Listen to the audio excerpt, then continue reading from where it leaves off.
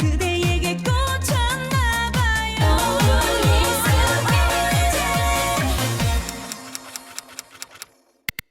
최훈의 만성행동 최반통입니다.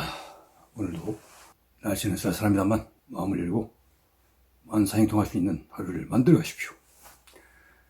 오늘은 이론조사에 관해 좀 이야기를 하겠습니다. 제가 접수로 있는 이 자율보가 일면 머리 기사로 크게 윤대안, 윤대이 대결인데 뜬금없이 문 대통령 국정수행 평가를 먼저 물었습니다. 이 친여매체 TBS 김어준이가 하는 틀보, 온갖 엉터리 궤변을 내려놓는 틀보와 메인 앵커 비슷하게 등장하는 TBS 교통방송이죠. 서울시가 하는데 이 김어준이 있는 이 TBS에서 교사한 여론조사가 있다입니다.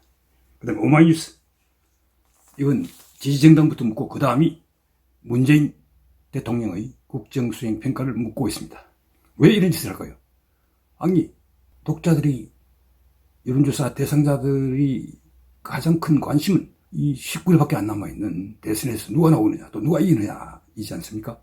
그러면 당연히 3월 9일 대선에서 이재명 후보와 윤석열 후보 중, 그 다음에 아니면 사자면 이재명, 윤석열, 안철수, 심상정, 그 네 후보 중 누가 더 당선 가능성이 뭐든지 그런 질문부터 나와야 되는데 아예 작정을 하든 문재인의 국정수행이니까 또는 지지정당이 어디인지를 먼저 물어서 이렇게 질문을 하면 여당이 반대하는 사람, 문재인 대통령이 반대하는 사람들은 전화를 끊어버릴 가능성이 없습니다. 그렇게 의도적으로 여당 지지자 위주의 모집단을 만들려고 이렇게 조작을 하듯이 이 조작이라고 딱 잘라 말하기는 힘듭니다만 이건 상당히 탈법 편법적인 방법입니다.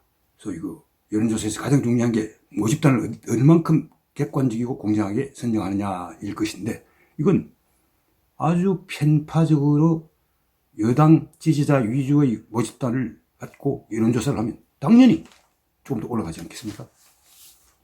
실질적으로 이 자유일보가 분석한 결과 이렇게 대통령 지지도 또는 여당 이런 걸 먼저 물은 결과는 윤석열 후보와 이재명 후보가 거의 비슷하게 나오거나 또는 이재명이 조금 근소하게나마 오차범위 내지만 이기는 결과가 나타납니다. 반면에 후보, 이재명, 윤석열이 지지 후보를 먼저 묻는 측면에서는 거의 모든 조사에서 윤석열 후보가 앞섰습니다. 이게 뭘 말하겠습니까, 여러분? 이 엉터리 같은 마사지 여론조사, 이런 것은 여론이 공정하고 투명한 그런 것들을 왜곡 조작하는 짓으로 철퇴를 내야 됩니다. 그러나 중앙선관위 야당 추천 선관위원이 한 명도 없습니다. 여야가 합의로 한 사람이 한 명 있을 뿐인데 지금 조혜주라는 사람을 문재인 대통령이 사표를 낸 사람을 다시 발의시켜 상임위원을 한번 한 사람을 다시 임기를 3년 연장하려 하다가 선관위원 전체가 반대하는 바람에 결국 철회하고 말았습니다.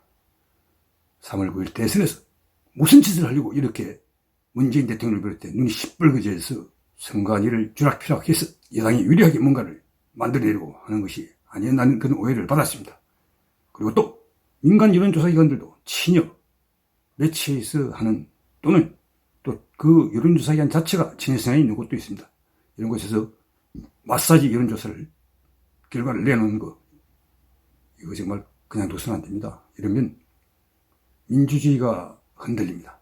민주주의를 받드는 두 기둥 중에 하나가 여론시장입니다. 공정하고 투명한 그런 여론시장에서 무엇이 옳다 그러다를 무엇이 옳은 게 몇 프로 이런 것들을 통해서 유권자들이 판단하는데 이 판단의 원료, 로머테리얼을 조작하려는 이런 작태들은 철퇴를 마땅하고 선관위가 일단 제대로 설문 같은 것들이 제대로 만들어져 있는지 이런 것들을 반드시 스크린해서 검증을 해야 될 것입니다.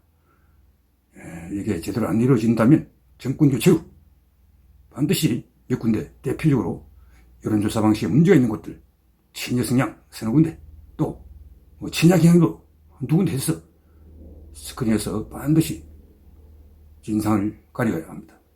그래서 이렇게 편파적이고 저희가 노골적으로 드러난 이런 여론조사 조작 행위들에 대해서는 경영법규가 있는지 모르겠습니다만 수사를 해서 그 진상을 밝힌 뒤 위법, 탈법 사실이 드러나면 반드시 응분의 책임을 물어야 합니다. 그 죄질이 나쁜 경우는 여론조사기관을 아예 간판을 떼버리고 그 책임자를 처벌해야 마땅할 것입니다.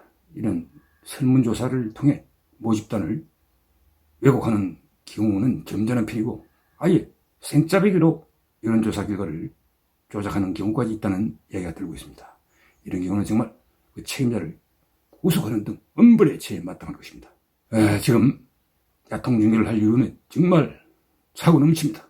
이런 잘못된 여론조사 방식 이런 것들이 진상규명을 통해 일벌백계 일을 했어. 제대로 자리 잡게 하는 것도 야통 중계를 해야만 하는 주요한 이유입니다. 정권 교체가 되지 않으면 이런 엉터리 여론조사는 앞으로도 계속돼 여론시장을 조작하고 잘못된 정권이 또 집권 연장을 하게 하는 그런 행태가 반복될 것입니다. 지금 여론조사 결과는 엉터리 여론조사 결과만 알고 지지 후보를 먼저 묻는 경우는 10% 넘게 앞서는 것도 한두 군데 있습니다. 그런 정도로 지금 윤석열 후보가 우위를 점하고 있습니다.